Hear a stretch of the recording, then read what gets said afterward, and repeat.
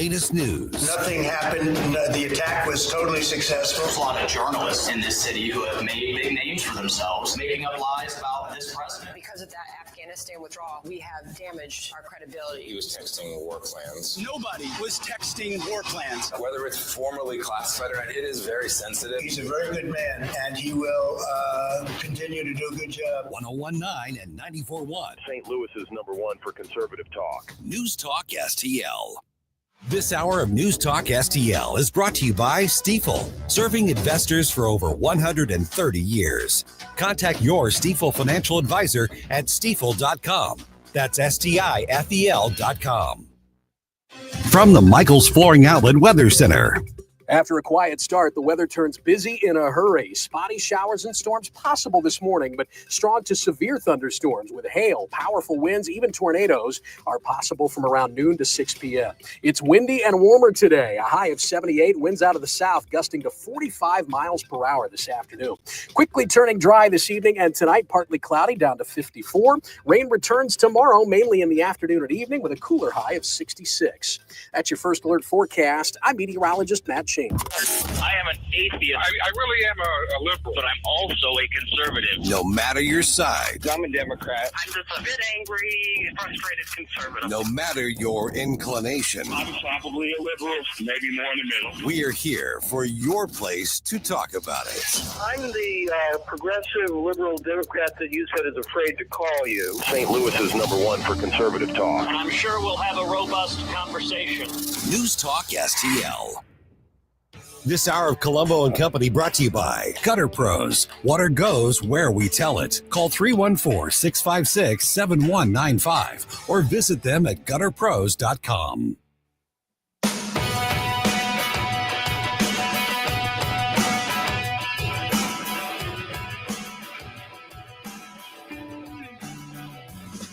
The time to rise has been engaged. You're better, best to rearrange. I'm talking here to me alone. I listen to the finest work song. The finest hour.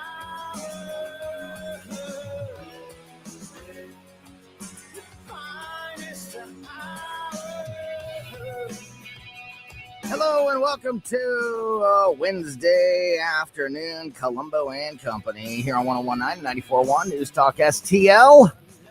Man, it is about as busy as it can be today. It's Liberation Day, Stel. I've heard that somewhere, yes. It's Liberation Day, although I guess it's not officially Liberation Day yet because he hasn't made the declaration. It's supposed to be in about an hour, right? Okay. He's going to come out and declare Liberation Day and roll out his tariff plan. I'm talking about Donald Trump, of course, when I say he.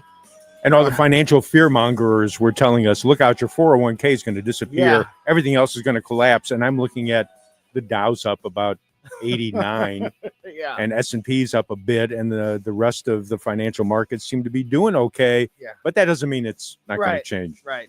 But Liberation Day hasn't squashed it No. yet, like they claimed it. So it's going to be a little bit of a wild ride today because we've got a lot, obviously, with Liberation Day, and Donald Trump's going to come out. He's scheduled to speak in a little less than an hour from now at about 3 o'clock. He's supposed to come out, roll out his tariff announcement, which is in conjunction with today being Liberation Day. And so at 3 o'clock is also when we typically on Wednesdays talk to Mark Klose from KC95 and open Klose's cabinet. So if the president comes out at 3 o'clock, we're going to go to the president at 3 o'clock, and we will do Klose's cabinet a little bit later in the 3 o'clock hour. If the president is late and he's not coming out at 3 o'clock, we'll do Klose's cabinet, and then we'll carry the president. Either way, we're going to carry the president whenever he's live. So Yeah, he might still be busy with Kid Rock. You never know. Exactly. Kid Rock, Bill Maher, and Dana White. That's right. So yes, so we will be carrying the announcement of the tariffs and Liberation Day and all of that in the 3 o'clock hour If the president's on time, it'll be right at 3 o'clock, so a little less than an hour from now, and we will still open Klose's cabinet in the 3 o'clock hour as well. We also have a lot of local news to talk about today. In just about 5 minutes, we're going to get the Missouri political insider, Rodney Boyd, on the line with us. Going to get an update on what is happening with the Missouri State legislative session. We didn't get a chance to check in with Rodney last week, and then I was out on Thursday when we talked to Justin Sparks, so I haven't had a chance to have a conversation about the legislative session since they got back from spring break now almost 2 weeks ago. So I'm very much looking forward to that. Also, speaking of local news, we are going to, after Rodney Boyd, so at about 2:40 this afternoon, we are going to talk to the former mayor of Ferguson, James Knowles, who's a regular on this show, and get his thoughts on some of the elections that are coming to the area on Tuesday, this Tuesday, less than a week from today. For example, Proposition B, that's a big one. I know that the former mayor has some opinions on that I am looking forward to hearing. And also the St. Louis mayoral election is happening on this coming Tuesday and a few other things. So I want to talk about those elections and more with former mayor of Ferguson, James Knowles, at about 2:40. So a lot of local stuff to cover in this 2 o'clock hour. And then we'll get we'll go national to the president in the 3 o'clock hour. So it's going to be one of those busy days. So don't go anywhere. Before we get to Rodney Boyd, got a couple other headlines that I wanted to talk about. For one, I think is an important one. Still, have you seen the headlines today about Elon Musk and the Politico report that was like, oh, Elon Musk is leaving. He's quitting Doge, and this is big news. Yeah, Jamie had mentioned that Daily Mail picked up the Politico story, and then it's been denied since then by a spokesman for the White House saying, no, that's not true. Well, he is leaving, he's leaving in the spring. He's leaving at the end of May, which was always the plan. Yes, May 30th, you're right. He is leaving next month, which is kind of soon, but that's not news. It ain't today. It ain't today. It ain't today, and it's not necessarily news because that was always the plan. Elon Musk, as you mentioned, will exit his role with the Department of Government Efficiency on schedule later this spring once, quote, his incredible work at Doge is complete, according to a statement from the White House earlier today. That statement went on to say, this scoop, the story about him leaving, is garbage. White House Press Secretary Caroline Leavitt posted to X earlier today. That's what she said. This scoop is garbage. She went on in that post to say Elon Musk and President Trump have both publicly stated that Elon will depart from public service as a special government employee when his incredible work at Doge is complete. Leavitt was referring to the Political article today that reported that Trump has told his inner circle and members of his cabinet that Musk will be stepping back in the coming weeks from his current role. I guess that, the end of May could be considered the coming weeks. So, so I guess it's all up to a matter of interpretation on how you take that. However, it has been long anticipated that he would step back from Doge when his 130 days as a special government employee run out at the end of May. So that's the law. Special government employees are permitted to work for the federal government for no more than 130 days in a 365-day period, according to the Office of Government Ethics. Musk's 130-day time frame began on Inauguration Day, so it is set to expire on May 30th. So that is when he will be stepping away, which again has always been the plan. I don't think that has been talked a whole lot about. So I think it is surprising to hear that. I think it's surprising to a lot of people to hear that Elon Musk is going to be gone at the end of next month, at the end of May. But today's only day 73, folks. Correct. Yeah. So we're barely halfway through his time. And yeah, they did talk about this. It had been announced that this was the plan, but it hasn't been talked about a whole lot. So I think it does surprise some people to hear that. But that doesn't mean that it's new news. It's not. This has always been the plan. Now, if something changes, if the White House does come out today or later, if he does step away before May 30th, then that is new.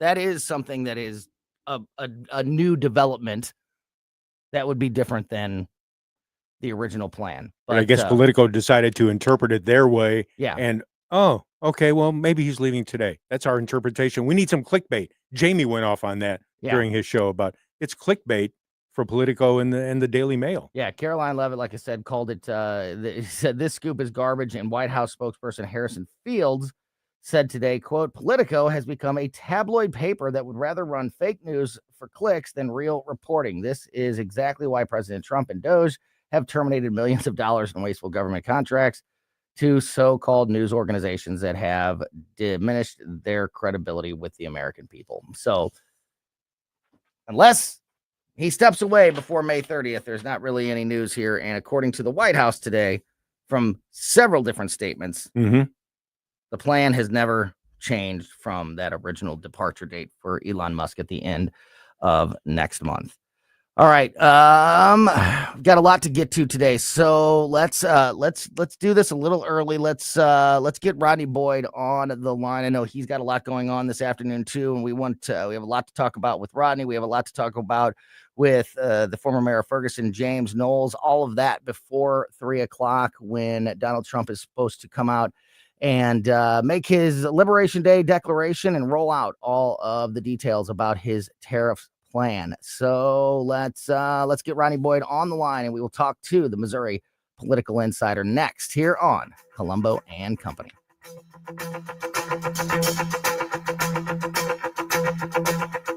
Just like the white-winged dove sings a song, sounds like she's singing. Ooh, ooh, ooh. Just like the white-winged dove sings a song, sounds like she's singing. Ooh, baby, ooh, say ooh. And the days go by like a strand in the wind, in the web that is blown. I begin again. Said to my friend, baby, nothing else matters. This app is absolutely fantastic. Yes, I listen on my phone. If you have a phone, you have a radio. It is awesome. Download the all-new News Talk STL app and listen anytime, anywhere. Nate Lucas here for the Village Bar in the... Sorry about that. That's all right, buddy. New Creation Dental Care, Dr. Matt Boscia and his team at New Creation Dental Care. That is where we go. That's the Colombo family dentist. And if you are looking for a new dentist for yourself or for your family, I cannot recommend that you at least check out what Dr. Boscia can do for you and see if he is right for your family, just like he is for ours. Dr. Boscia always expanding his services. Of course, they are, a one-stop shop for all your family's dental needs, from basic cleanings and fillings and all of that stuff. But also, they offer incredible services like the all-on-4 full arch implant procedure, which is a full mouth restoration that can give you back your smile in as little as 1 day. No more suffering with damaged or missing teeth or poor fitting dentures. Just one of the many services that they offer there at New Creation Dental Care. Cuts down on you if you have, a more serious dental issue in your family. Cuts down on having to go see a specialist or make referrals or make secondary appointments and all of these things, because they offer so much right there in the office at New Creation Dental Care. Like I said, he's right for our family. If you're looking for a new dentist, I think Dr. Boscia might be right for your family as well. If you want to learn more, you can see some amazing smile makeovers, learn more about the all-on-4 procedure, and see everything that Dr. Boscia and his team can do for you and your family right now by going to newcreationdentalcare.com. Hi, Sean Long from STL Fenceworks. A new fence or deck is an investment in your home and your lifestyle. But how do you ensure that you're getting the most out of that investment? At STL Fenceworks, we know the key is satisfaction. Satisfaction means getting a fence or deck that not only meets your needs, but exceeds your expectations. Satisfaction means working with a team that cares about your project as much as you do. Satisfaction means having confidence in the quality of your new fence or deck, knowing that it was built with the best of materials and workmanship. STL Fenceworks, your satisfaction is our passion. And for me, satisfaction is knowing that providing for your family is how I provide for mine. Visit stlfenceworks.com and experience the satisfaction in making your backyard dreams into a reality. Nate Lucas here for the Village Bar in the heart of Des Peres. Since 1948, the Village Bar has been the go-to destination for delicious food, cold drinks, and unbeatable atmosphere. Savor their famous wings, burgers, and onion rings, or grab a drink from their fully stocked bar. Catch all the big games and enjoy the company of their friendly staff. Plus, don't miss the 1879 Distillery, a one-of-a-kind experience right next door. The Village Bar offers the best value in town. Find the Village Bar on Facebook and come experience where history meets great times. You'll be glad you did. Tim Jones and Chris Arps in the afternoon. Our favorite Lady Marine, Caitlin Rowe, joins us at 5:20 to talk about helping veterans and working at the border. Tim Jones and Chris Arps. Weekdays at 4 on News Talk STL.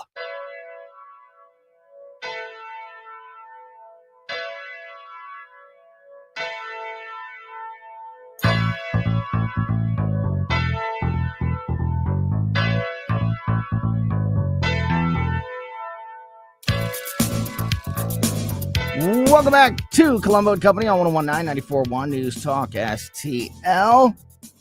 Broke early there so we could get to Missouri political insider Rodney Boyd quickly because Rodney's got a lot going on this afternoon. He's a busy dude.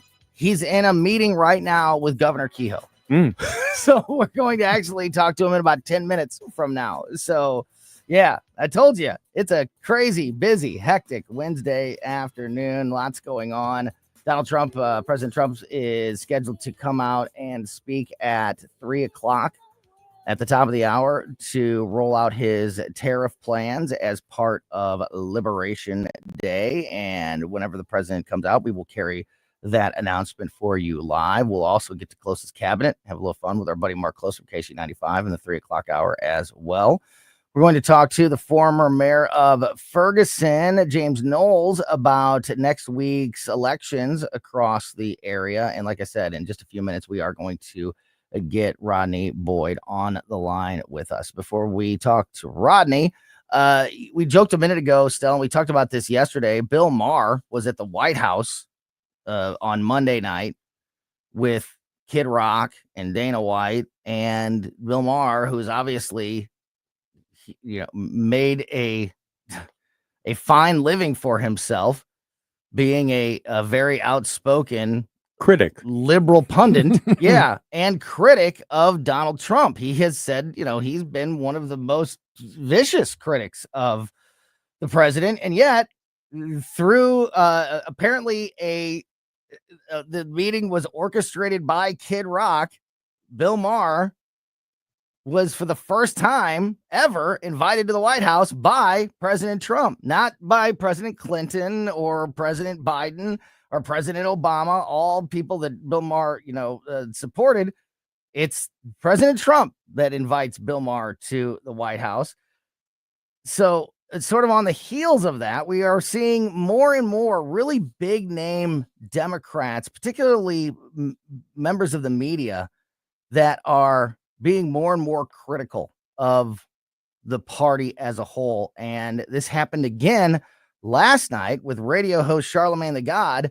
He was on The Daily Show with Jon Stewart, and he mocked the leadership of the Democratic Party. Again, Charlamagne, very much a outspoken liberal pundit, somebody who endorsed Joe Biden, who endorsed Kamala Harris, and all of these things, but now taking shots at his own party. He mocked Minority Leader Hakeem Jeffries, Chuck Schumer, and also Governor Gavin Newsom of California, three people that are considered to be at the very top of the Democratic Party right now. During an appearance on The Daily Show, Charlamagne joked about former President Biden wanting to help. We did this story either earlier this week or last week, we did this story about how Joe Biden is apparently telling the Democratic Party that he wants back in. Mhm. Remember talking about this? Yes. He wants to campaign for people. He wants to make campaign stops. He wants to go on television and represent the party and endorse policies and whatever it may be. And so far, the party is like, thanks, but no thanks, Joe. I don't think the phone's ringing off the hook. You can. So he was talking about. So Charlemagne was talking about that. Joe Biden wanting to help the Democratic Party and campaign and raise money following President Trump's win. And Charlemagne asked, quote, "Isn't there anyone else who can save this party?" He went on, quote, "I know there are some people that think Joe Biden should help rebuild because as the most recent president, he is the de facto leader of the party. And to those people, I'd say, Hunter, lay off the crack." And then he said, so then he goes on, "So who is supposed to be the leaders? Well, in Congress, you've got two people. The first one is this guy." And they put a picture of Hakeem Jeffries on the screen. And it's a picture of Hakeem Jeffries in like a sports jacket with a dress shirt, but no tie, the buttons unbuttoned. And Charlemagne said about Jeffries, quote, "I'm not feeling too inspired by business casual Morpheus over here." They then put up a picture of Chuck Schumer, and Charlemagne said, quote, "And Payless Obama's counterpart in the Senate, he's somehow even less inspiring." Then he mocked Gavin Newsom, saying, and he started doing his Gavin Newsom impression, because Gavin Newsom really is an animated speaker, moving his head around and arms around and all of that. And Charlemagne started mocking the way that Gavin Newsom speaks. And he said, "I don't believe you. Your body doesn't even believe the words you're saying. None of your words match your motions." And then he said, "Gavin just feels phony." So you've got Bill Maher hanging out at the White House with Donald Trump. You've got Charlemagne the God going on the Daily Show with Jon Stewart, another liberal, making fun of all the top people in the Democratic Party. I didn't do this story last week, but also last week, Jen Psaki on her show on MSNBC called the Democrats' style of pivoting to talking points the worst media training advice that anybody could be given. So she was last week ripping the Democratic Party and the way that they have gone about business since Donald Trump took office. I mean, those are some big, well-known, influential names, particularly in the liberal media. Bill Maher, Charlemagne the God, Jen Psaki, all calling out their party in the last 7 days, 10 days. Does that say anything to you about the confidence that Democrats have in themselves right now? It seems like it's an absolute mess. It does say something, and it says they have no focus at all. That there's nothing specific that I can see from Democratic leadership that would make anybody who's in the middle as an independent, or maybe someone who would consider voting Democratic. I don't see anything there where someone would say, you know what, that's a good point. Maybe I'll consider that and maybe I'll vote Democratic. I don't see anything like that at all. And you're right about Newsom and everyone else. There's nothing appealing about them. There's although nothing inspiring about Gavin Newsom, no, Chuck Schumer, J.B. Pritzker. Oh my gosh. Yeah. Pete Buttigieg, Kathy Hochul, Gretchen Whitmer, Kamala Harris. These are all the people that are supposed to be the ones that are going to lead the Democratic Party into the next generation. It's a terrible roster. If it was a sports team, you'd be calling this a rebuilding year. Yeah.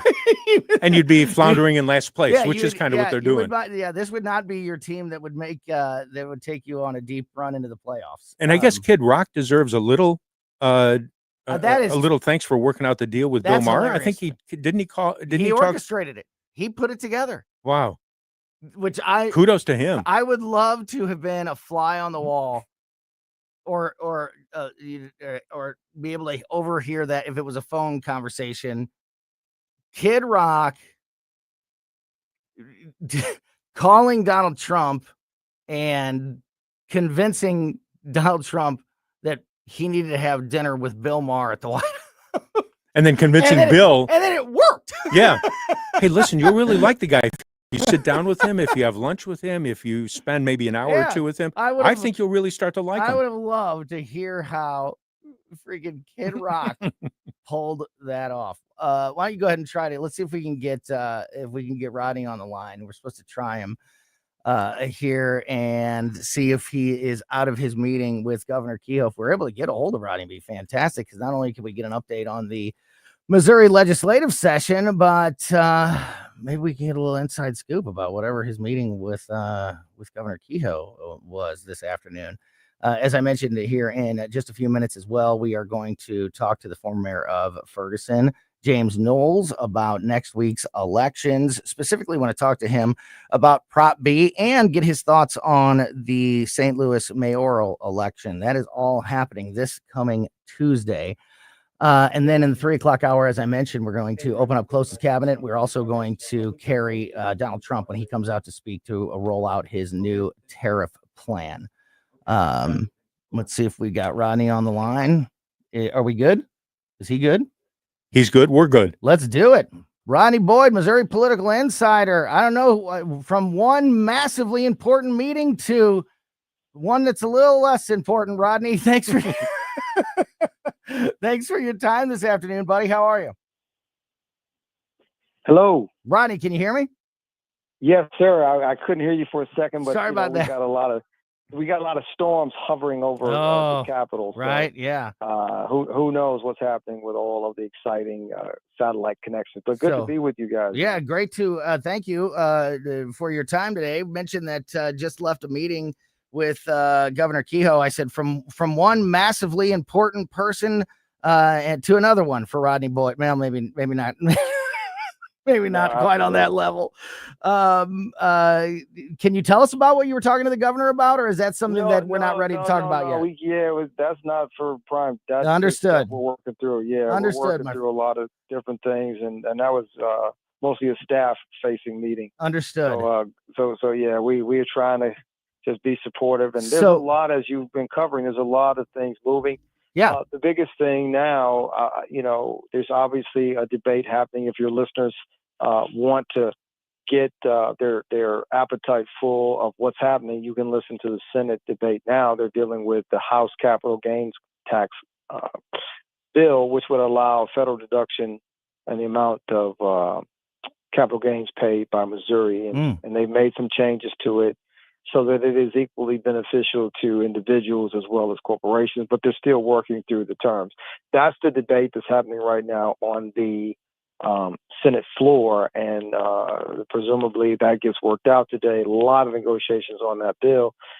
It's one of the things the governor has talked about wanting on his desk because it provides, from his perspective, some meaningful tax relief as they work through the much more complicated conversation about how the state goes from being an income tax state to a non-income tax state. So you got these incremental things along the way that this legislation, which passed the House, it's House Bill 594, is being talked about in the Senate. So there's that issue. There's also the personal property tax conversation. And I was mentioning, just to get you up to speed here, we missed you last week, and then I was out last week on Thursday and Friday, and Thursdays, just like tomorrow, Thursdays is when we talked to Representative Justin Sparks. So usually we have a Wednesday, Thursday 1-2 punch to get up to speed on everything happening in Jeff City, but we missed you last week and I was gone on Thursday. So this is actually my first on-air conversation about the legislative session since they got back from spring break. So I'm catching up on a lot of things. So along with this income tax, as I mentioned, I know going into spring break, obviously the budget was getting teed up. The personal property tax conversation was getting teed up. What else? What are there any other besides obviously the income tax debate that you just mentioned? What are some of the other top items right now that they're dealing with? Well, I mean, there is a bill that is going to come up that is not sort of, I guess is not something that people would normally be focused on, but they're dealing with the potential regulation of hemp, as hemp is now this sort of in this dual track space with licensed marijuana, but not included in the marijuana structure of the constitutional structure and the regulatory. So there's a lot of conversations about, and you'll hear a big debate this afternoon if your listeners tune in, about what do you do about the differential between hemp that has become, converted to Delta 8 marijuana grade. So these are the kinds of things that are important that don't get a lot of news coverage. So I'm glad you're talking about. Yeah, them. no, and that's why I asked, because that's really interesting, because it's the marijuana issue. No issue really is black and white, but there's no better example of that, I think, than the marijuana issue, because we've got all these states, now Missouri included, that have made marijuana legal recreationally.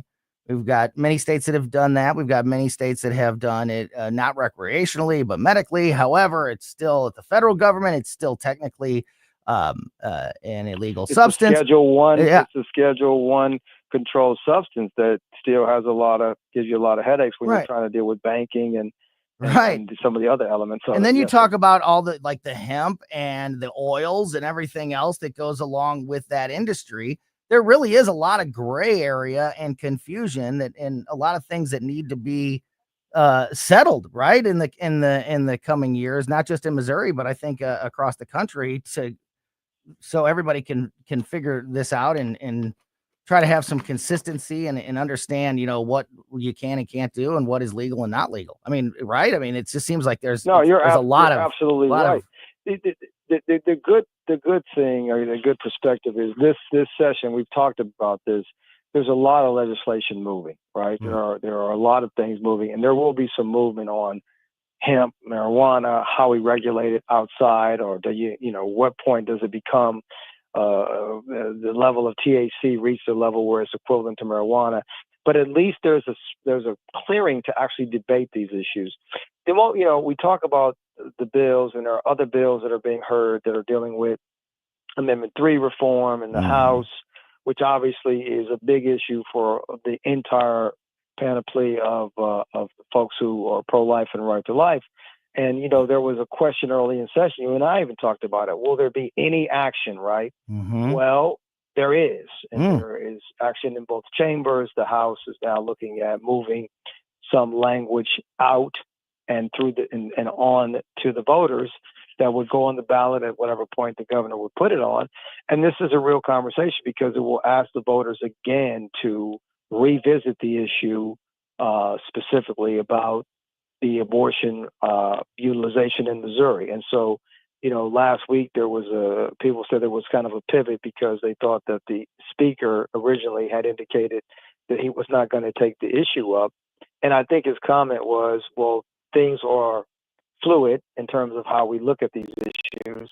And I am open to maybe putting the question back out to the Missouri voters, which brings all of that energy back. But it also lets you know that the lobby, the pro-life lobby, has really been very effective in saying, we're not going to just rest on I think it was the 52% or 51.2% passage of Amendment 3. We're going to push to get the question put back out. And the Senate, by the way, Senate leadership, Cindy Laughlin and others, have been very clear.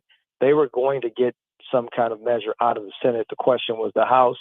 I think that answer has been given. House leadership has indicated, yeah, we're willing to push something out. And, it's interesting, because one of the big debate points last week on how this Republican legislature would potentially reposition the question is still a little bit dicey, because there are some that don't want any exceptions. We've talked about how you ended up getting that Amendment 3 passed, but there's still a core group that is struggling with, we don't want any exceptions. We want to eliminate abortion in Missouri, period. And then there's a sort of a larger constituent group in the Republican Party. They're saying, look, we need some exceptions if we're going to put the question back to the voters, or we're just going to fail again. it's not a hostile debate in the building. It's a real debate in the building within the majority party. But I think you're going to see something that would go back potentially to the voters that would restrict access within some pretty narrow corridors from where Amendment 3 is. So that is underway. Yeah, and there's a lot to unpack and a lot to talk about with that. We've got the budget, looming. That's always a big controversial time and takes up a lot of the precious remaining time in the legislative session. So want to get into all of those issues in the coming weeks. Last question for this week, Rodney. Right after we talk to you, we're going to talk to the former mayor of Ferguson, James Knowles, here in just a moment about some of the elections next week. Prop B, the city mayor election. Yeah. Specifically that mayoral election in the city of St. Louis. Well, obviously that's going to impact the state of Missouri, but does that results of that election have any direct impact on the session? It will. When you say impact, it will, because obviously the city is an important part of the state. People are, there's a really significant question as to whether the incumbent mayor will be reelected. There are a lot of perspectives that she won't. And so if you get a new mayor, the real impact, or I guess the question will be, what will the new mayor's position facing the state be? Mm-hmm. Will that mayor come to Jeff City with an open agenda to work with the state, to work with the governor? Will that mayor double down on sort of, hey, just leave St. Louis? So that would be more of what the impact would be, depending on if you get a new mayor or not. This whole process in the city has got people sort of scratching their heads, because we had the primary with that ranked choice voting where people were asked to vote for everybody, or however many times, or whatever, how many candidates you like. And so it created this sort of seeming momentum for Kara Spencer that had she won the primary, but it left the question open as to what would happen in the head-to-head. That question is what's before, or what will be before the voters next Tuesday. But I think the real impact will be if there's an administration change. How does the new administration, how do they approach Jefferson City? Is it with extending a hand of where you can collaborate, or is it sort of, and that's the variable. But the overall legislative agenda, things that the governor and the House and Senate leadership want to get done, won't be affected and impacted by the city of St. Louis. And the best example of that is the mayor and the city writ large opposed the police control bill, and it is now signed into law. So that kind of lets you know that the priorities of Jeff City will find their way to completion in spite of what opposition might come from the mayor's office. So that begs the question of what happens if there's a new administration. Do they change in light of what that experience, do they change the tenor and say, hey, where can we collaborate with the state? And only time will tell. Yeah. If the incumbent is reelected, I don't think it has much impact on, what happens in Jefferson City in terms of some of the issues that are moving forward. Yeah, and Rodney, when we talk next week, we'll be fresh off the results of that election, and we'll be able to pick up the conversation from there. Rodney, you had a busy day. Thank you so much for working with us and working us into that schedule. Thank you once again for covering Jeff City. We know the federal scene gets a lot of coverage, and then the local scene is right there. But what happens in the state, as we always say, has a significant impact on your listeners who live and work and are present in the state. So well, thank you for all the updates and insights when it comes to those issues. And we'll talk to you again next week, my friend. Rodney Boyd, Missouri Political Insider. Thank you so much for your time today. And we are going to continue the local conversation before we carry Donald Trump's tariffs announcement. It's at 3:00. We are going to talk to the former mayor of Ferguson about next week's local elections, including the mayor election and Prop B and more. James Knowles joins us next on Colombo Company.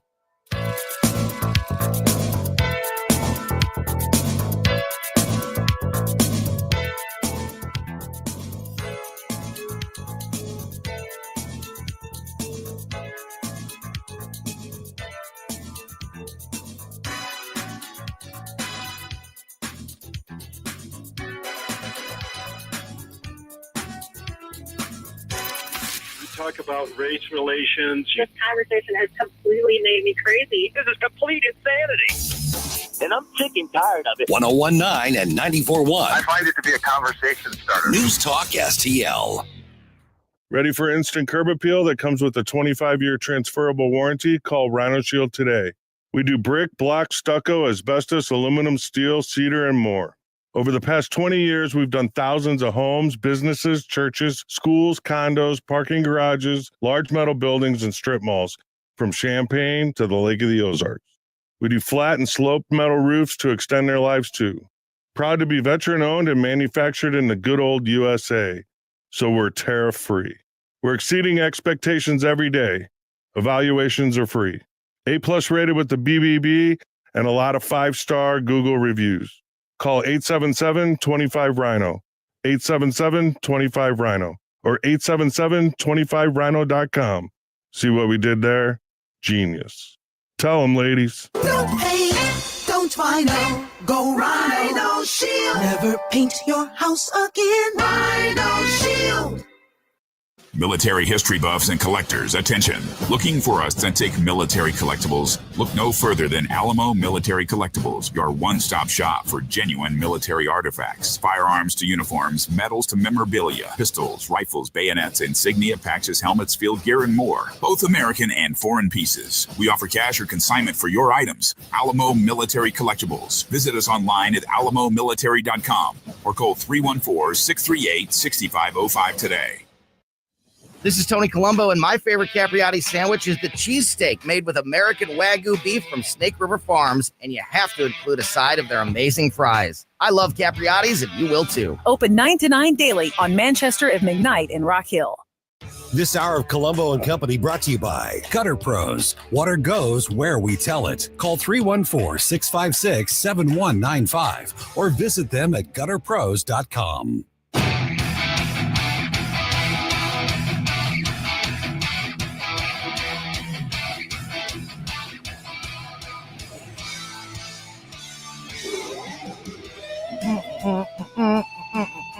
Welcome back to Colombo and Company on 101.9 and 94.1 News Talk STL.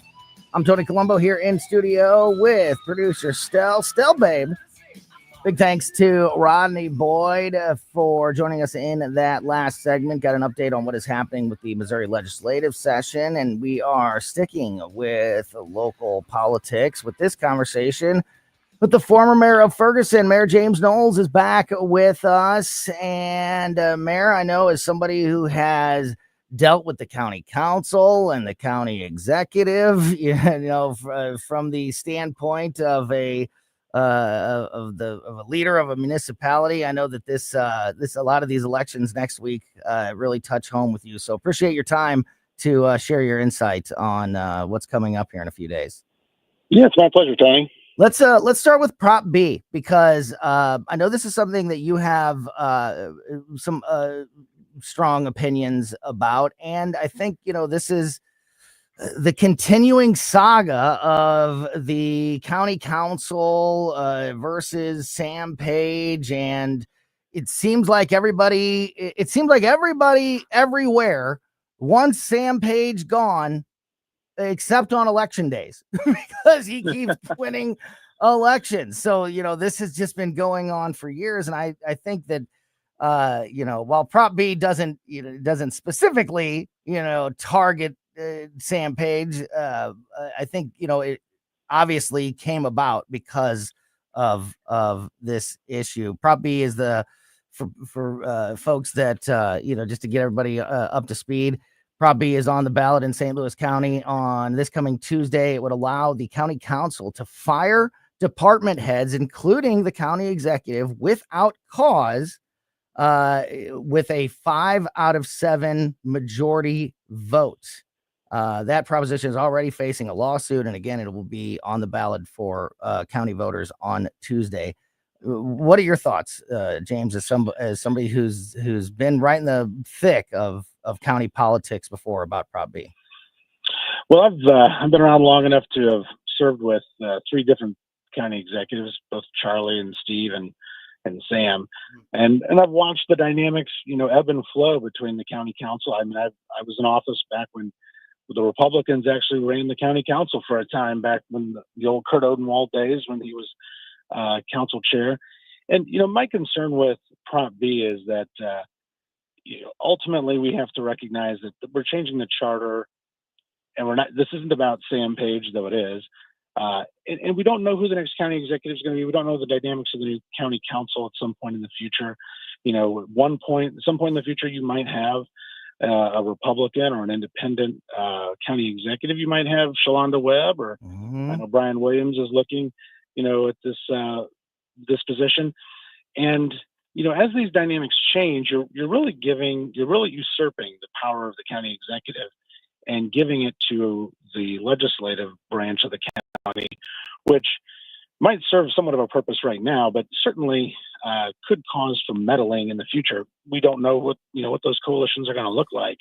I think the reality is, if you want to make the county staff accountable to the people, and especially to the county council, because I think some of that's complaints is the county council isn't getting what they really deserve to have as legislators in the lawmaking body of the county.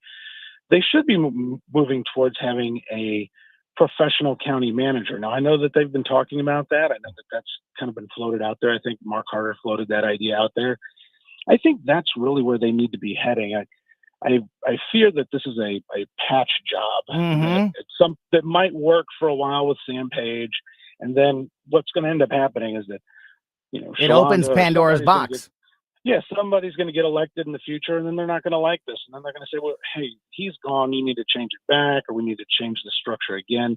I know that just from conversations I've had with some of the electeds in St. Louis County, that the hesitance to going towards a professional county manager is all of them who hope to be county executives someday don't want to, lose that power. And the reality is, some of the best run counties across the country, you can still have a county executive, but you can have a professional county manager that the county executive hires, that is approved by the county council, that can be fired by the county council if he and his staff, throughout the county are not doing their job, if they're not being responsible to the voters and responsible to either the county executive or the county council.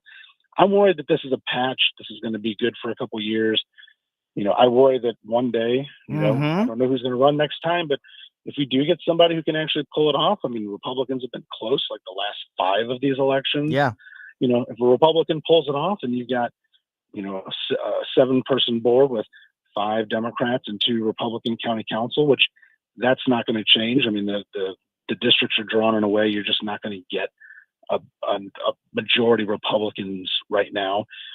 Now you're going to have a Democrat, potentially, a Democrat county council micromanaging a county executive and the staff. So I just that would be that could have all that power.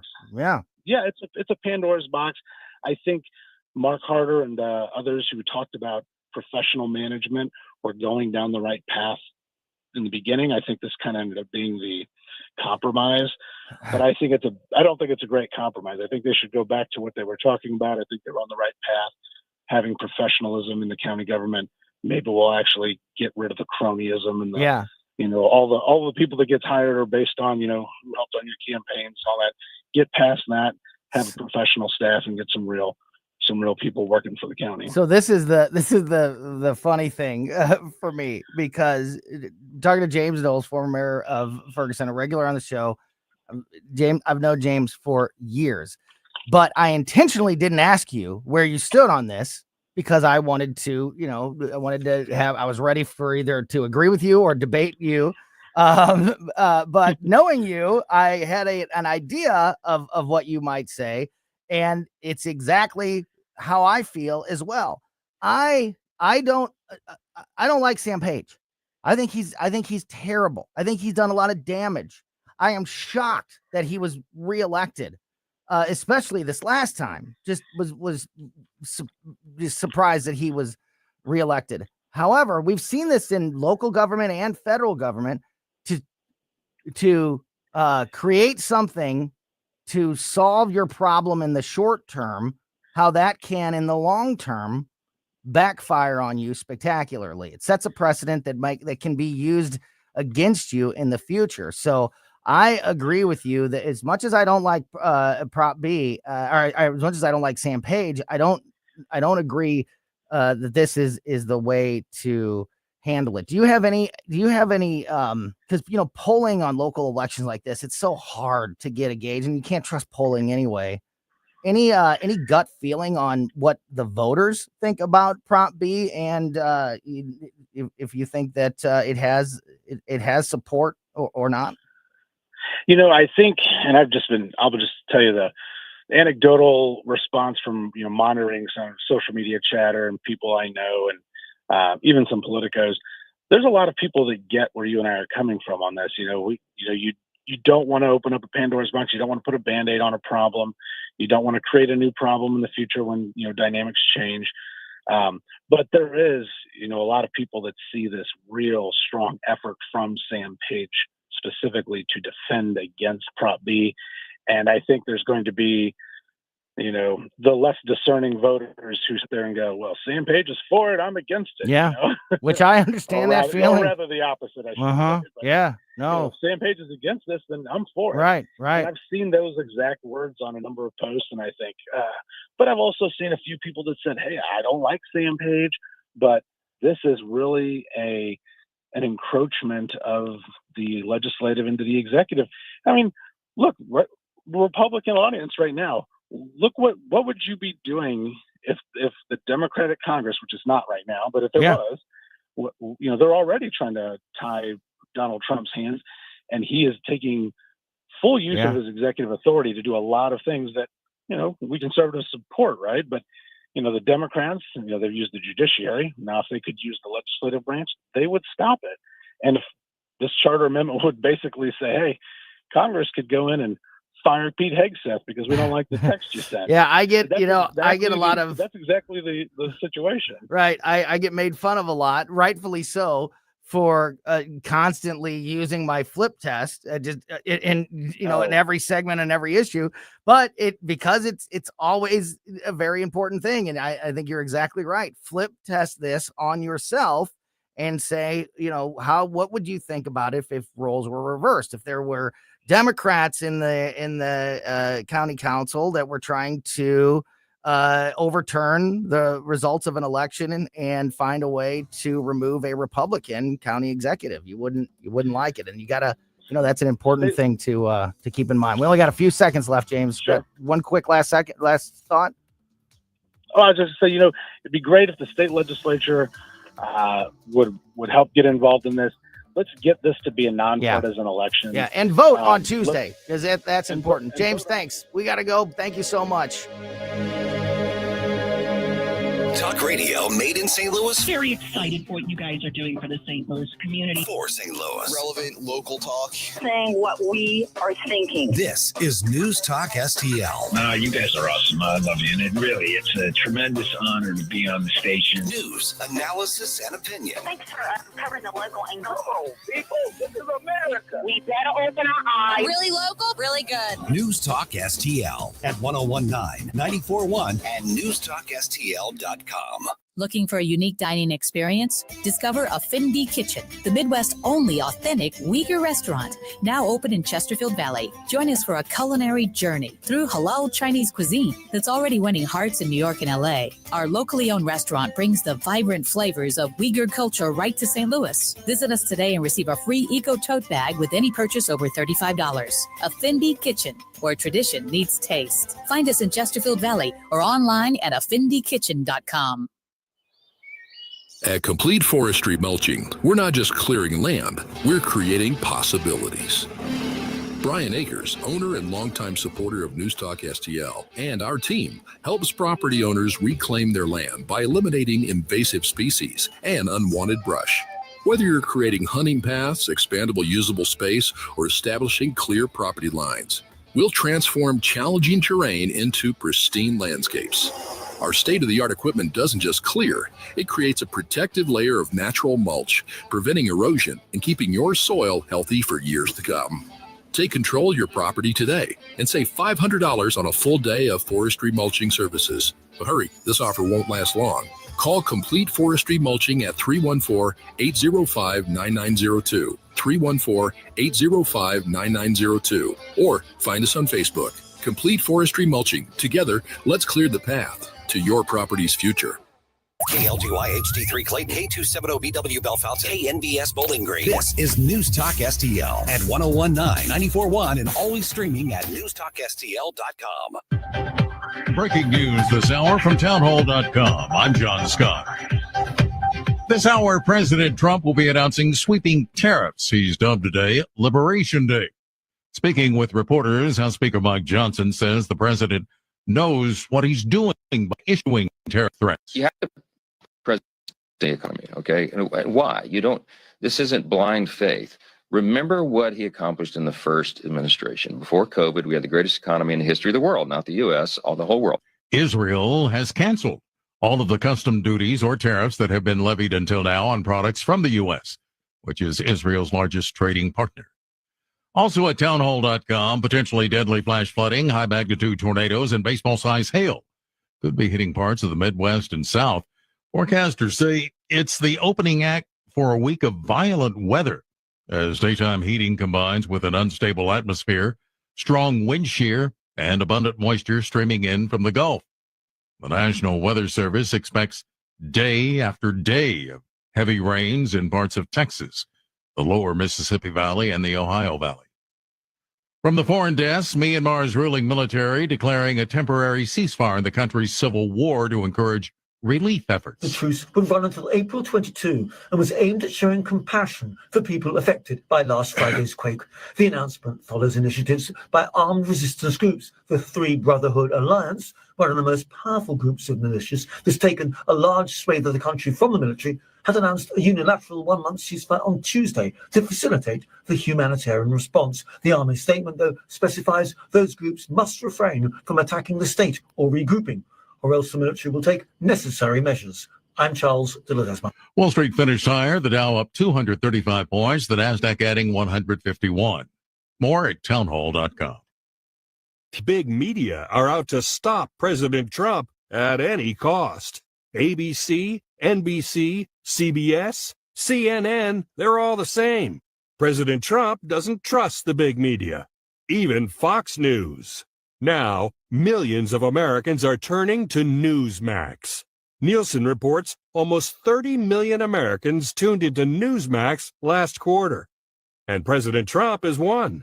He watches Newsmax and says it's terrific. So tune in tonight to watch Rob Finnerty's series, The Big Media's War on Trump. Every night, Rob Finnerty is exposing their big lies and gives you the straight talk you want. Find Newsmax on all major cable systems, or download the free Newsmax app on your phone or home TV now. Millions have made the switch to Newsmax. You should too. From the Michaels Flooring Outlet Weather Center. I'm meteorologist Leah Hill with your first alert forecast. It's a first alert weather day. Strong to severe storms are expected anywhere from now until about 6 o'clock this afternoon. And with any storms, we have to watch for the potential of hail, wind, and even some tornadoes are possible as well.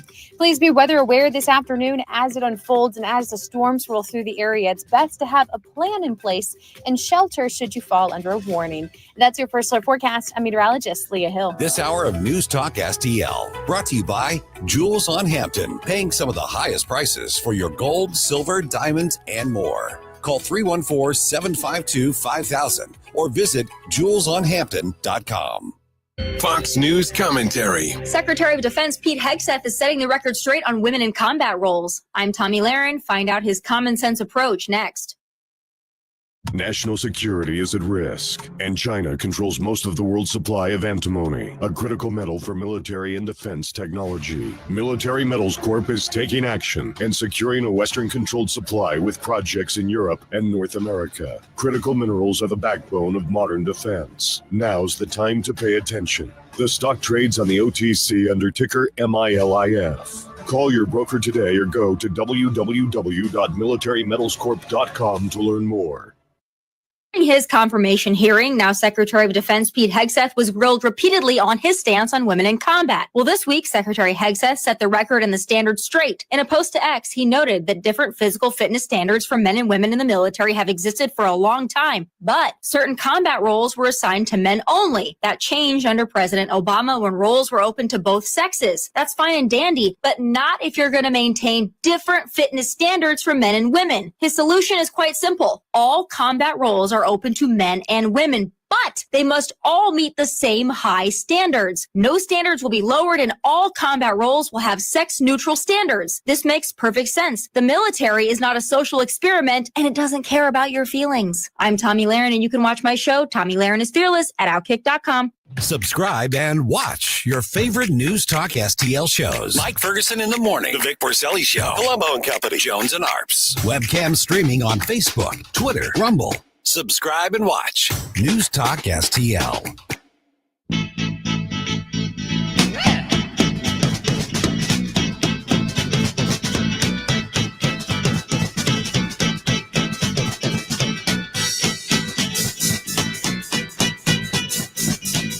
Come on, come on, come on, come on, now touch me, babe. Can't you see that I am? Oh, yeah. Well, doors there to open up Klose's cabinet today on Colombo and Company. I'm Tony Colombo here in studio with Bruce Estelle, and Mark Klose from KC95 is on the line with us. Marker, how are you? I'm doing well, my friends. You know the ending, the last words he says in that song, right? I do not. Stell knows. Stell knows. The last line. Remember, it's golly, I haven't thought about this in ages, Mark. It's 3 words, isn't it? Yep. Oh, golly, I'm sorry, I can't remember. And it's based off a TV commercial. They say stronger than dirt. Oh, yes. Ajax. Remember Ajax scrubbing compound? They always talked about that being That's right. Stronger than dirt. Ajax If you listen cleanser. To the end of him, he goes, stronger than dirt. That's the end of the song. So, Mark, we are keeping an eye on the Capitol here. Donald Trump, it's Liberation Day, and he's going to come out and make some announcements about tariffs. But we all talked about this a little off the air, and I mentioned this earlier.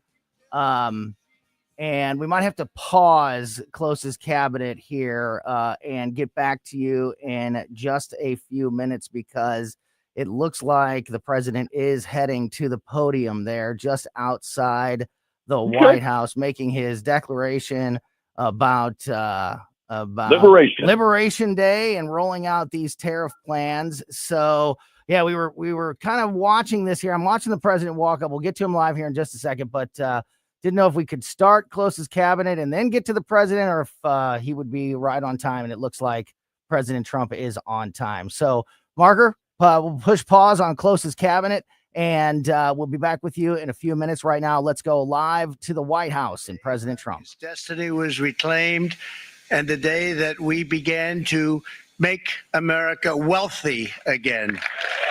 Going to make it wealthy, good and wealthy.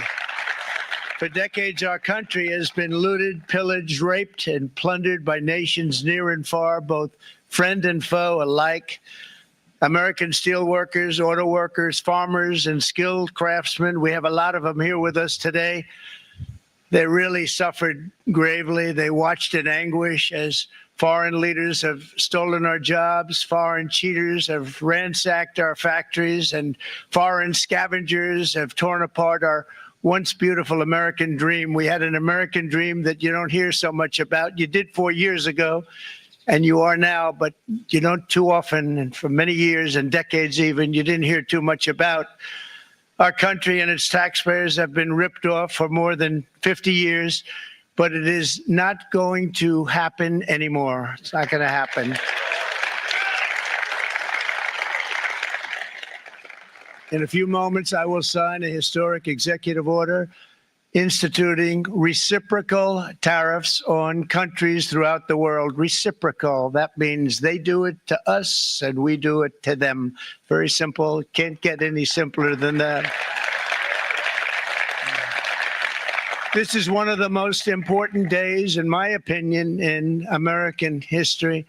It's our declaration of economic independence For years, hardworking American citizens were forced to sit on the sidelines as other nations got rich and powerful, much of it at our expense. But now it's our turn to prosper, and in so doing, use trillions and trillions of dollars to reduce our taxes and pay down our national debt, and it'll all happen very quickly. With today's action, we are finally going to be able to make America great again, greater than ever before.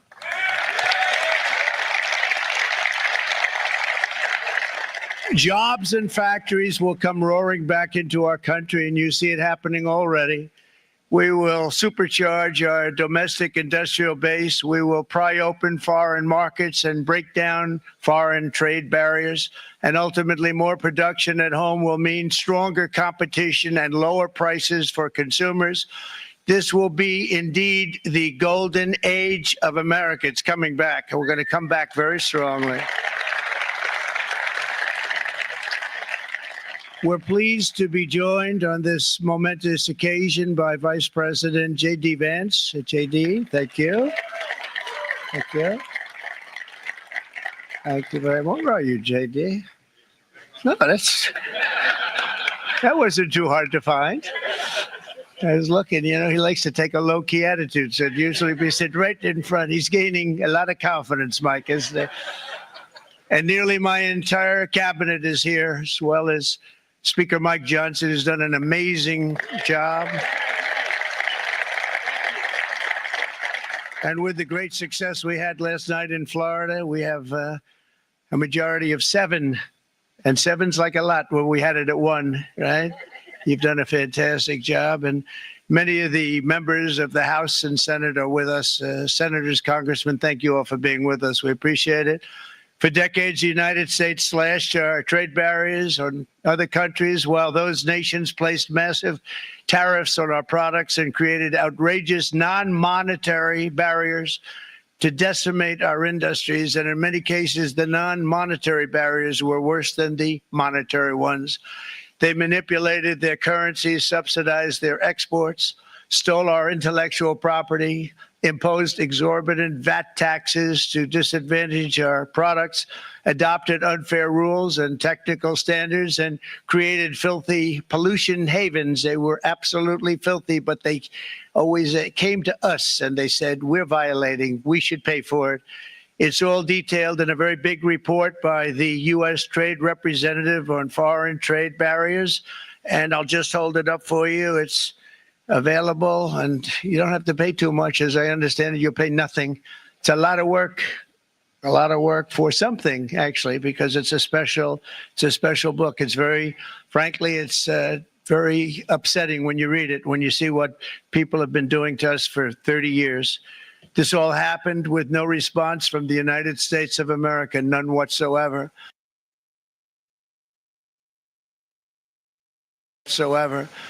But those days are over.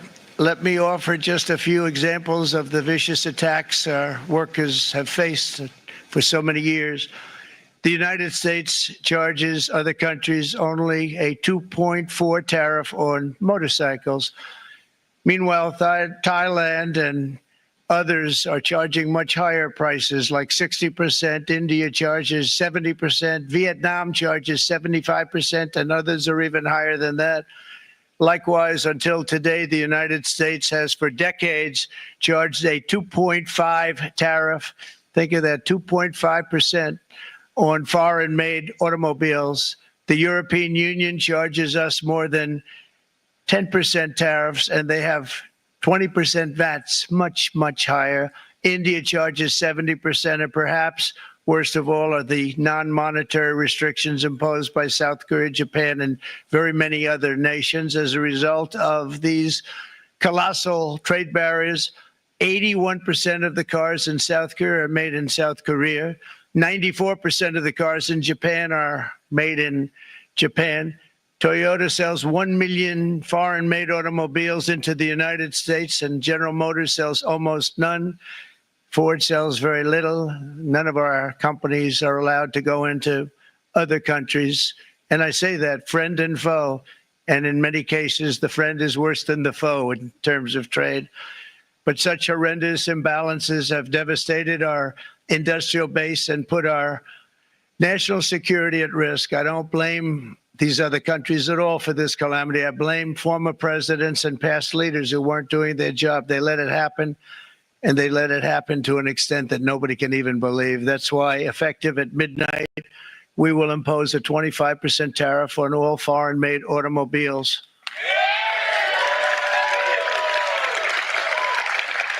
Thank you. Brian, I'd like to have you come up here for a second, okay? I just see him sitting. He's been a fan of ours, and he understands this business a lot better than the economists, a lot better than anybody. Brian, say a few words, please, would you? Thank you. It's a great honor to have you. Thanks. Thank you, Mr. President. I grew up just north of Detroit, Michigan, in Macomb County, known as the home of the Reagan Democrats. My first vote for president was for Ronald Reagan. I thought that was going to be the best president I ever saw in my lifetime until Donald J. Trump came along.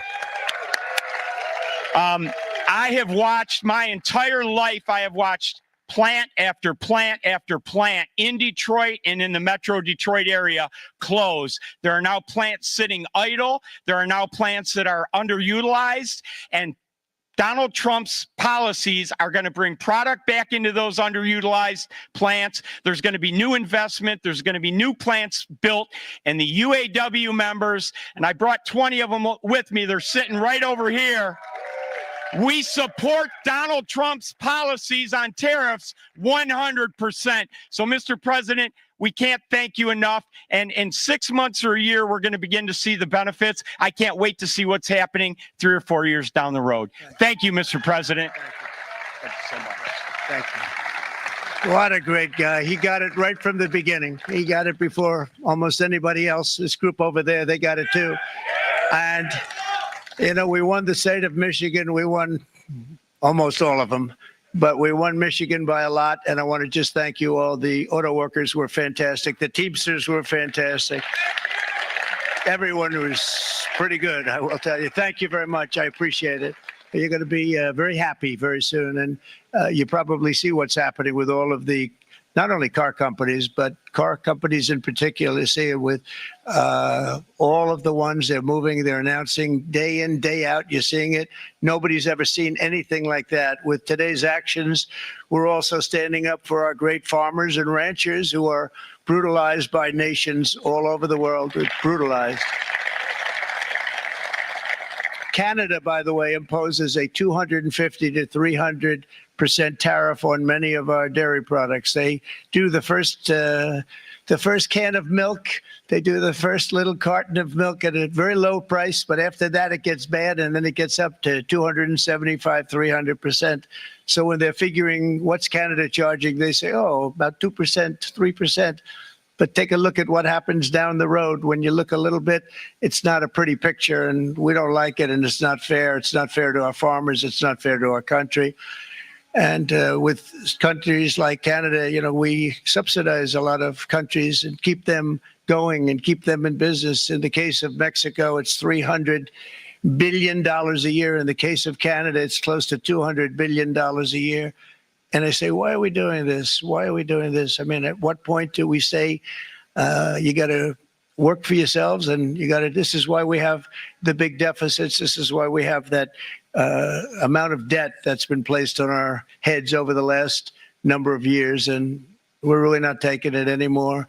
Through non-tariff barriers, the European Union bans imports of most American poultry. You understand? They say, we want to send you our cars, we want to send you everything, but we're not going to take anything that you have. Australia bans, and they're wonderful people and wonderful everything, but they ban American beef, yet we imported $3 billion of Australian beef from them just last year alone. They won't take any of our beef. They don't want it because they don't want it to affect their farmers. And you know what? I don't blame them, but we're doing the same thing right now, starting about midnight tonight, I would say. And China charges American rice farmers an overquota, it's called, a tariff rate of 65%. South Korea charges 50%. Actually, they charge different, from 50% to 513%. And Japan Our friend charges us 700%, but that's because they don't want us selling rice and other thing. Who can blame them, Madam Secretary? Agriculture, great job you did on eggs, by the way. The egg prices came down 50%. You got them down 50%. Once we got involved, they were going through the sky. The egg prices, they were going through the sky, and you did a fantastic job. Now we have lots of eggs, and they're much cheaper, down about 59% now, and they're going down further. We charge 2.8% for so many things that other countries are charging 200%, 300%, and 400% for. If imposing tariffs and protective barriers made nations poor, then every country on earth would be racing to eliminate these policies, and China would be the first on line. They run a very strong country, but they're not first in line, and the American people are paying a very big price. From 1789 to 1913, we were a tariff-backed nation, and the United States was proportionately the wealthiest it has ever been. So wealthy, in fact, that in the 1880s, they established a commission to decide what they were going to do with the vast sums of money they were collecting. We were collecting so much money so fast, we didn't know what to do with it. Isn't that a nice problem to have? What do you think, Marco? Good problem? Marco would love that problem. But we don't have that problem anymore, but we're not going to have it very much longer, I will tell you. But they collected so much money, they actually formed a commission to determine what they were going to do with the money, who they were going to give it to, and how much. Then in 1913, for reasons unknown to mankind, they established the income tax so that citizens, rather than foreign countries, would start paying the money necessary to run our government. Then in 1929, it all came to a very abrupt end with the Great Depression, and it would have never happened if they had stayed with the tariff policy. It would have been a much different story. They tried to bring back tariffs to save our country, but it was gone. It was gone. It was too late. Nothing could have been done. It took years and years to get out of that depression, far longer than even FDR had that office right over there for a long period of time. The ramp system, that's rather intricate, was built because of him. And every time you walk up, you think of him. And he did a great job in many ways, but it lasted long beyond his terms, as you know. But it's not too late any longer. And we're going to start being smart, and we're going to start being very wealthy again. We're going to be wealthy as a country because they've taken so much of our wealth away from us. We're not going to let that happen. We truly can be very wealthy. We can be so much wealthier than any country. It's not even believable, but we're getting smart. Nearly a century later, in the face of unrelenting economic warfare, the United States can no longer continue with a policy of unilateral economic surrender. We cannot pay the deficits of Canada, Mexico, and so many other countries. We used to do it. We can't do it anymore. We take care of countries all over the world. We pay for their military. We pay for everything they have to pay. And then when you want to cut back a little bit, they get upset that you're not taking care of them any longer. But we have to take care of our people, and we're going to take care of our people first. And I'm sorry to say that.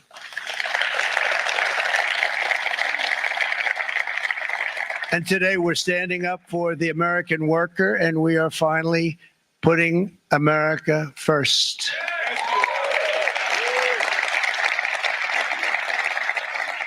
In Sleepy Joe Biden's last year in office, the United States hemorrhaged 100,000 manufacturing jobs, and the number was going through the roof at levels never seen before.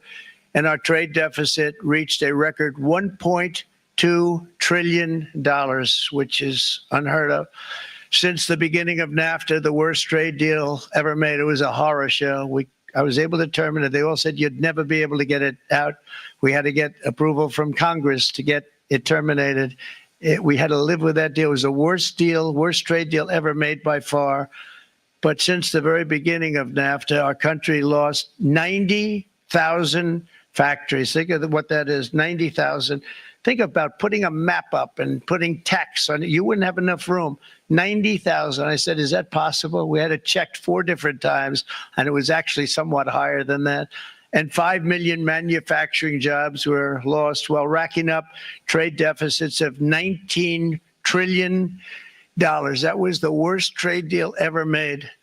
As a result of these gigantic losses, foreign nations now own $26 trillion more of American assets than think of this, than the Americans own of their own foreign assets or other foreign assets. The United States can no longer produce enough antibiotics to treat our sick. We have a tremendous problem. We have to go to foreign countries to treat our sick. If anything ever happened from a war standpoint, we wouldn't be able to do it. We import virtually all of our computers, phones, televisions, and electronics. We used to dominate the field, and now we import it all from different countries.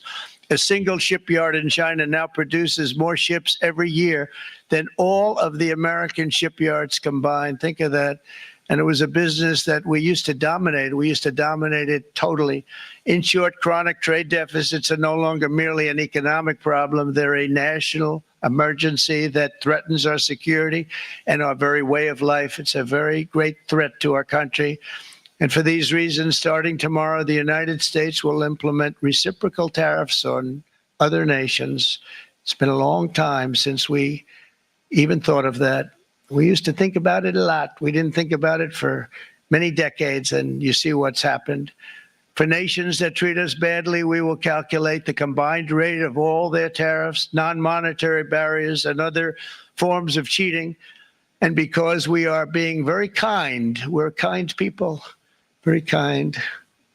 You're not so kind when you get ripped off with your salaries. My auto worker friends and my Teamster friends and all of the unions that typically voted Democrat, they're not voting Democrat anymore because worker, whether union or non-worker, they're for the Republicans now. That's what happened. But we will charge them approximately half of what they are and have been charging us. So the tariffs will be not a full reciprocal. I could have done that, yes, but it would have been tough for a lot of countries. We didn't want to do that. I'd like to see the chart if you have it. Could you bring it up, Howard? This is our great Secretary of Commerce, Howard Lutnick. Thanks, Howard. So if you look at that, China, first row, China, 67%. That's tariffs charged to the USA, including currency manipulation and trade barriers. So 67%, I think you can, for the most part, see it. Those with good eyes, with bad eyes. We didn't want to bring, it's very windy out here. We didn't want to bring out the big charts because it had no chance of standing. Fortunately, we came armed with a little smaller chart.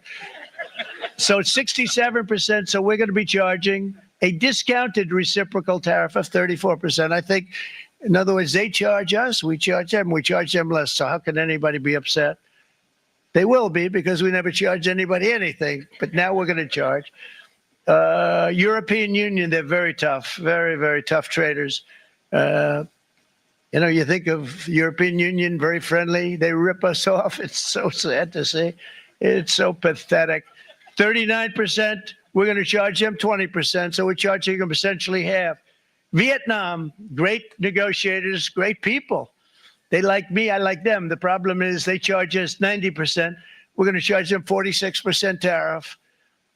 Taiwan, where they took all of our computer chips and semiconductors. We used to be the king, right? We were everything. We had all of it. Now we have almost none of it, except the biggest company is coming in. We're going to end up with almost 40%. Lee Zeldin's working to get their approvals. And it's an amazing company. Mr. Wei, of one of the great companies of the world, actually, they're coming in from Taiwan, and they're going to build one of the biggest plants in the world, maybe the biggest for that. But 64%, we're going to charge them 32%. Japan, very, very tough, great people. And again, I don't blame the people for doing it. I think they're very smart in doing it. I blame the people that sat right in that Oval Office, right over there, right behind the Resolute desk or whichever desk they chose. Japan, 46%. They would charge us 46% and much higher for certain items like cars, you know, little items like cars. 46%, we're charging them 24%.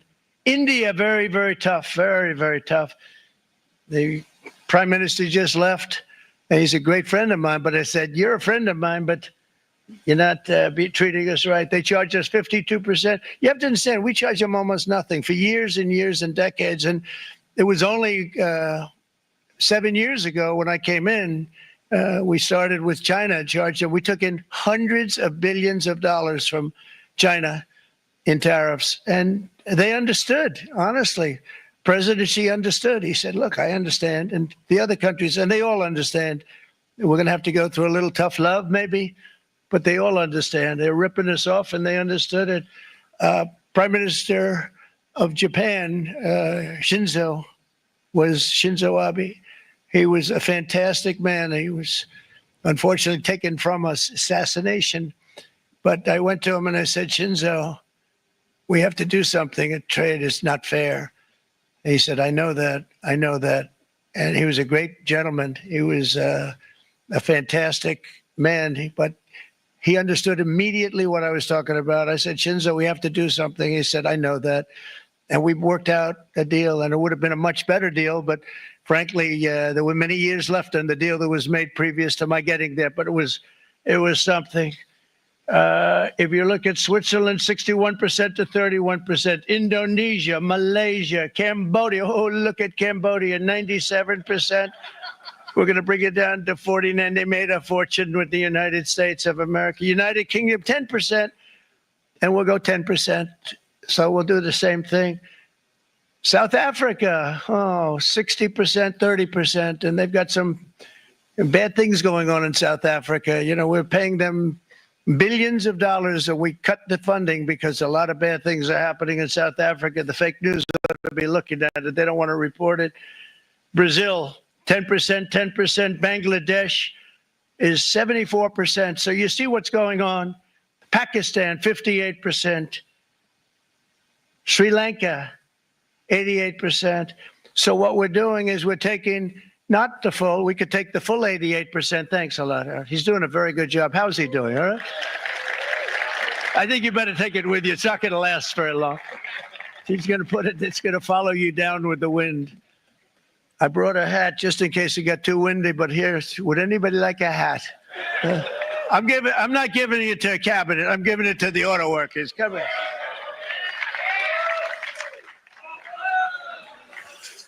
Thank you, fellas. Get it. That's it. That's it. They deserve it more than our cabinet. Our cabinet has plenty of hats. But you see the numbers. The numbers are so disproportionate. They're so unfair. At the same time, we will establish a minimum baseline tariff of 10%. You notice that on the chart? And that'll be on other countries to help rebuild our economy and to prevent cheating. So we're going to have a minimum of cheating, and we're going to be very severe on the people that at the gate that watch the tariffs and watch the product coming in, because there's been a lot of bad things happening at the gate because the money is so enormous that you're talking about. There's never been probably anything like it in terms of the enormity. And there are a lot of bad things happen at the people that do the check-in, and they're looking at 10-year jail sentences if they. Happy Liberation Day. That is Donald Trump live at the White House rolling out his tariff plan. We've got these details now, and we will continue to update you and go over these as we go through the rest of the afternoon. We will get you the details of this announcement, and then we're going to hand things off to the Tim Jones and Chris Arps show on this busy Wednesday afternoon. You're listening to Colombo Company on 101.9 and 94.1 News Talk STL. News, analysis, and opinion. I think you and 9 other Democrats can't. I'm the best leader for the Senate. We're moving forward. I think we found now 14 magic money computers, which can just make money out of thin air. The gunshot that was fired into one of the Tesla vehicles. Trump spent 2 hours on the phone with Vlad. The president will then determine what the next steps are. What the Republicans are doing is not a CR. It's a license to destroy. The Democrats put us into this situation. I think cooler heads will prevail. 101.9 and 94.1. St. Louis is #1 for conservative talk. News Talk STL. Gresser Electric is the team to call if you have any electrical needs, any electrical problems, or any electrical projects coming up at your home or business, because Gresser specializes in everything when it comes to your electrical needs, ranging from large-scale commercial projects all the way down to simple home service issues like replacing a bad light switch. And I can speak to this from personal experience. We've had Grasser in our home multiple times over the last few years since we bought our new house out in St. Peter's, and Grasser has just been fantastic in the work that they have done at our house. The techs that work for Grasser are the best of the best, super professional, very efficient, fast, great work, second to none, just exactly the kind of people that you want to trust when they come into your home to work on something as important as your electrical needs. Grasser also offers free quotes for new projects. So if you have an electrical problem or just need a quote for new work, call Grasser Electric now. You can call them at 636-441-5200 or just go to their website, grasserelectric.com. John Beal Roofing reminds you we are in the stormy season, and that means if you have even the smallest leak in your roof, you could soon have a much bigger issue. Call the John Beal to make sure that your biggest investment is protected. That call can save you major dollars. If you do get hit during a storm, John Beal has a rapid response team. Call 1-800-NEW-ROOF. 1-800-NEW-ROOF. 1-800-NEW-ROOF, John Beal. This is Larry Connor's commentary on News Talk STL. Americans are being prepared for war. Well, not all Americans, but war is coming. Will you be ready? What war? Now, we'll not call it a civil war, but it is meant to divide our nation. Oh, you might think I'm talking about the current political battles. If so, consider this statement from a member of Congress. I'm training Americans to help take down a potential dictatorship of President Donald Trump. There is no existing dictatorship, nor will there be. And who is claiming to be training Americans to dismantle Trump and the dictatorship? Washington Congresswoman Yaya Paul. She says we really need to help Americans understand what happens when democracies fall and dictators take over. I think most Americans know that story, but not the way you're telling it. She adds, we're developing a curriculum where we can help people understand how do you go after the pillars of support, not just the person at the top. How do you step up and take down a dictatorship? All of this is frightening. Meant to be. That's exactly the way the left likes it. Get more Larry Connors on Larry Connors USA. Tonight at 6 on News Talk STL. Hey, if you're 50 or older, you do not want to take any risk with your money. In fact, you want Leslie Consulting. My friend Bob Leslie can show you a gain and retain plan. Means that you never lose. Plus, you get up to a 20% bonus on day one. Leslie Consulting, a leader in brokerage and risk management. 314-721-0066. LeslieConsulting.com.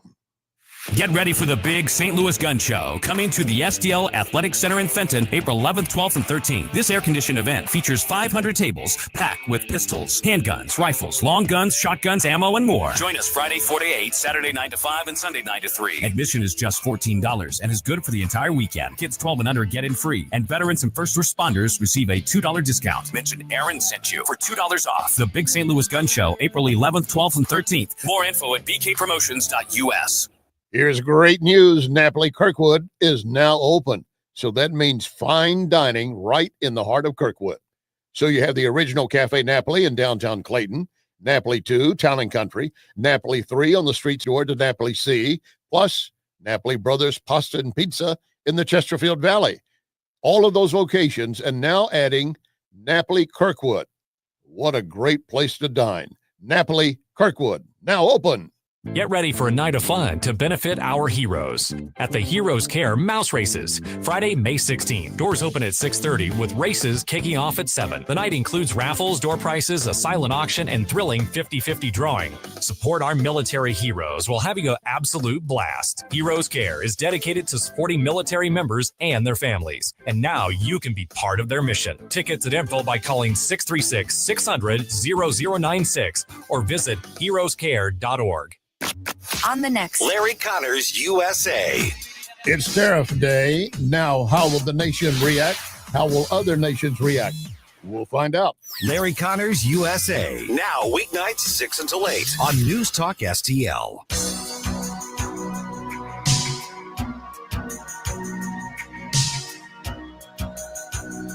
Welcome back to Colombo and Company. Well, speaking of Trump talking about tariffs on automobiles, it's drive from the cars. There you go. Very clever. Very You're welcome. clever. We had to blow off Klose's Kabinet. We will get Mark and the sponsor of Klose's Kabinet, Skip Weber from Weber Chevrolet, back with us next Wednesday. Got to say a big thank you to Weber Chevrolet, of course, for all of their support and sponsors of Klose's Kabinet.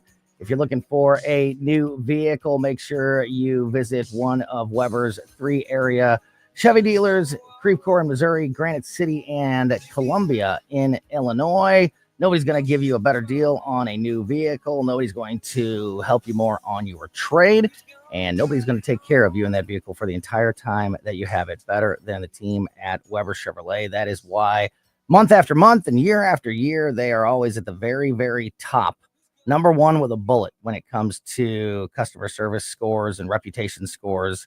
If you want to see what's happening at all 3 Weber dealerships, you can do so right now by going to WeberChevrolet.com. All right, Donald Trump just rolled out.